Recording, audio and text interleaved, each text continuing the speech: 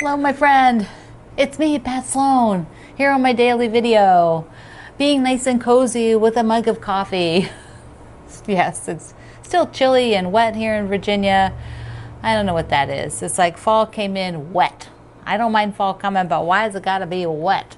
It's like, have pretty leaves. You can take a nice stroll in the little crisp weather with your sweater, not in goulashes and umbrellas. Okay, so today on the list is organize 7 of 8. And then we have on the 30th will be the 8th one. So for today, for our organize topic is to look at your photos. So how are you doing with quilt photos? What are you doing with quilt photos? Do you take any photos of your quilts? So let's do a little analysis of that today, and then tell me about it. Tell me, do you take any photos of your quilts? If you've never taken photos, think about starting that. Think about documenting it. You can just start with what you already have in your house, just document those, and then possibly get some pictures from people you've given them to. If you do keep them, what are you doing with them? Do you have them in a folder on your computer?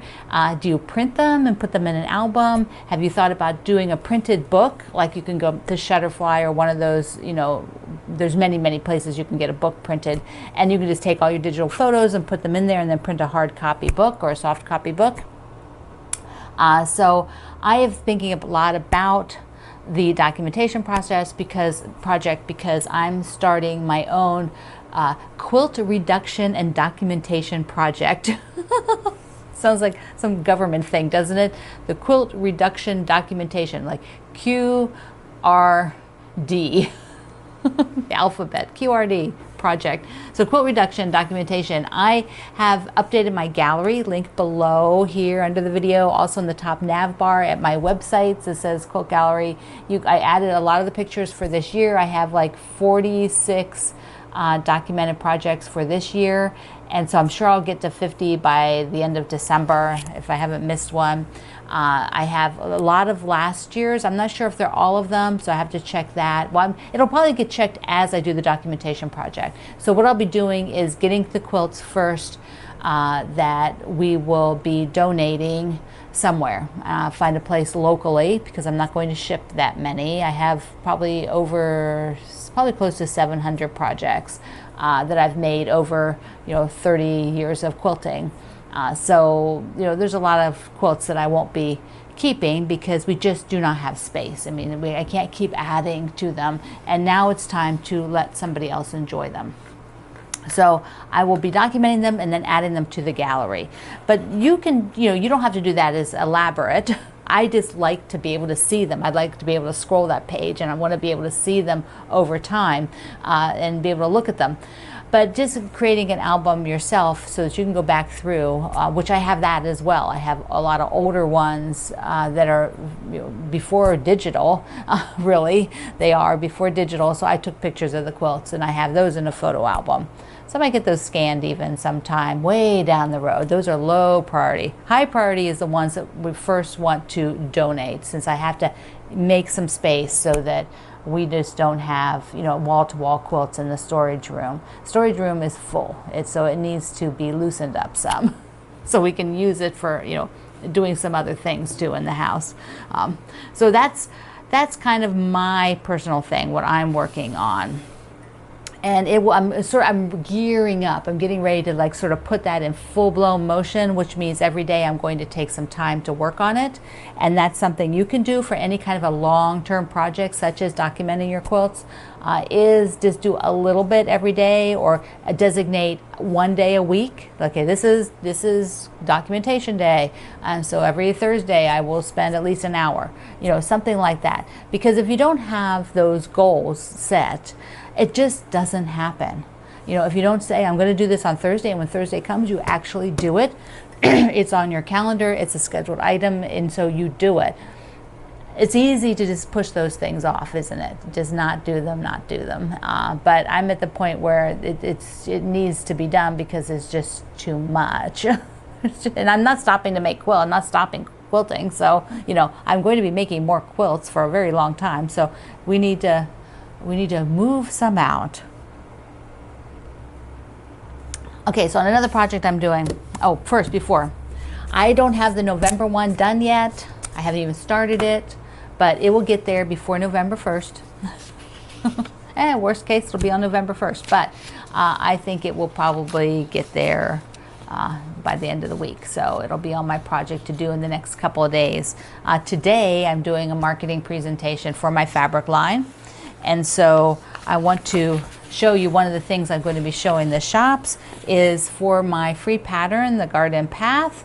Here's the pattern you can download at my website. I went ahead and did, here, I'll move this down. So I did the cutting. There we go. So I did the cutting because this project is so cool. These are already sewn. So these are sewn into units like that. And what I have is, here's a whole lot of squares that you build for the project. You can see it again.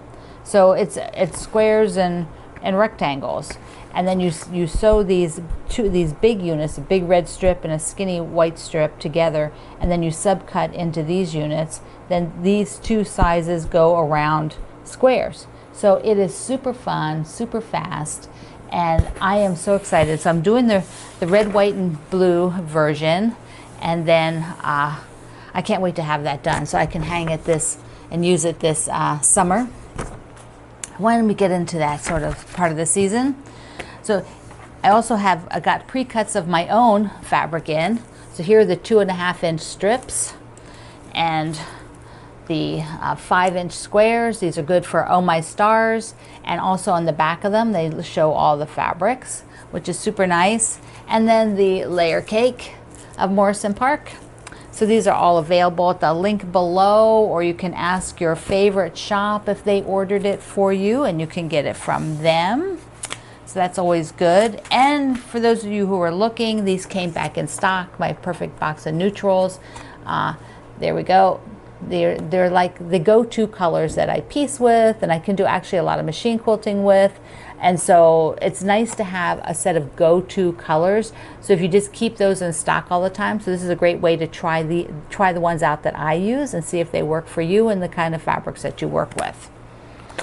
So tomorrow is our Cozy Things, and this week's Cozy Things was the candle, and I actually read a really cool article, and I'm linking it below, on candle maintenance and candle like durability and just things about candles. And one of the interesting items that I learned is that the 3-wick candle actually burns more effectively because it will burn a larger area, so that with 1 wick sometimes it just burns straight down the wick and then you have like all this wax and it's just like a tunnel. The 3-wick will keep that from happening. And then there's lots of other tips about candle maintenance, and I thought, oh, that's a really good article, so I'm going to link you over to that one. Now I want to show you a couple things that came in that I thought were really cool, in case you were looking for something to do, right? Yeah, because you have nothing to do, right? So Lori Holt put out this darling little book called Prim and Proper. It's super cute little quilt on the front with the flower, and then inside each of those blocks, the corner block, the little X's, and then of course the flower, are each done as separate little quilts too. So what I loved, and like parts of the flower, like here she took just the pillow, just the flower, and made a pillow, which I thought was darling. Now there was, here is the quilt bigger, maybe not bigger, but I think that's a pretty big quilt. That one with the flowers, a pretty big quilt. I thought that there was a cute project with the X's. Let me see. Well, here's a bunch of them all on the, there you can see all of them. So for the value, I think it's fun because she shows you different ways to use those blocks that are done in the main quilt. There's a table runner of just the X's. So, whoops. That's cute. And I think she did a whole quilt of them as well. There might be, is there some rickrack or something on the edge? Yeah, she put some rickrack on the edge of that one. There it is on the bed. So you could use it like a bed runner too. So you just put it on the foot of the bed as decoration. That's what a bed runner is. And then a traditional log cabin block in there. So here's the corner block made up as a whole quilt.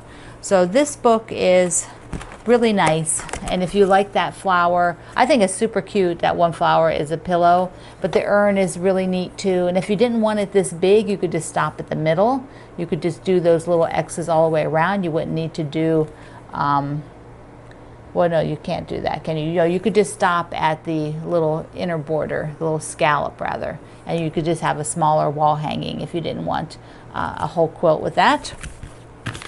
And the other cool thing that came in was, I can't get it open. There, my fingers don't pull as well yet. So here's a little package of scissor, I guess you call them scissor fobs, but they tell you what kind of scissor it is. There's the paper scissor, and it's got paper on the back. And this one is the fabric scissor, and it's got a little quilt block on it. And they're magnets. I'll show you in a second how they work. And then it has one for thread, which would be for like your snips. So, like for me, here's one that I use at my sewing machine for the snips. And it's a magnet. So, you just, whoops, you just put it on there. Ta-da! And keep track. This would be cool like when you're going on retreat too, so that if you do take along like a pair of paper scissors on retreat, you could just, put the little fob on there, and then you could take it off. So it's super easy with it being a magnet to just pull it right off. I love those. I think they're cute. And of course, your paper one is for the family, right? And the ones who won't read, you can put the paper thing on there. And the ones who need a color, you can just say, use the one with the gray fob on it. That's the only one to use. Well, my house, Greg has his own scissors. He has a whole collection I've given him, so he doesn't use mine. His mother was a seamstress as well, so he knew about the scissor thing. I married well.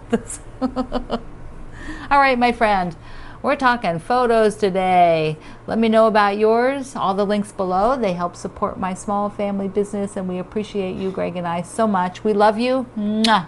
See you online.